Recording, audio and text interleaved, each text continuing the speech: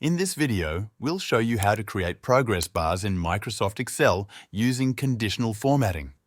Let's walk through the steps to create a progress bar in Excel. We already have a spreadsheet here with some values. In one column, we have the current progress. In another, we have the goal. For this example, our goal is 100. We want to create a progress bar that fills up based on how close we are to that goal. Let's start by clicking on the cell where we want the progress bar to appear. It's helpful to make this cell a bit wider so the bar is easier to see. You can do that by dragging the edge of the column header. With the cell selected, go to the top menu and click on Conditional Formatting.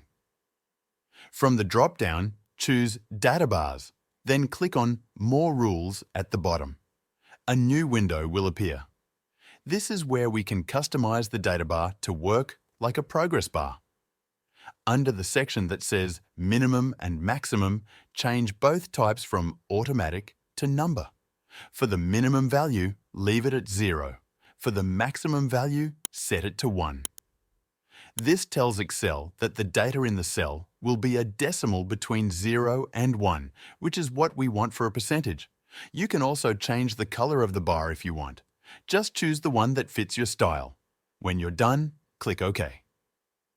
Now, try typing a value into that cell. For example, type 55. Excel might show the bar completely filled. That's because it's still reading it as a whole number instead of a percentage. To fix this, go to the Home tab at the top and click the Percentage Style button. This tells Excel to treat the number as a percentage. You'll probably see a number like 55%, and now the progress bar shows up properly. Instead of typing in values manually, we can make the cell calculate the progress automatically using a formula. Click into the same cell and type this formula. Equals, then click the cell that has the current amount, type a slash, then click the cell that has the goal. For example, E/E5, press Enter. Now, whenever we update the current value, the progress bar updates on its own. If we're at 70 out of 100, it shows 70% filled. If we reach 100, the bar fills completely.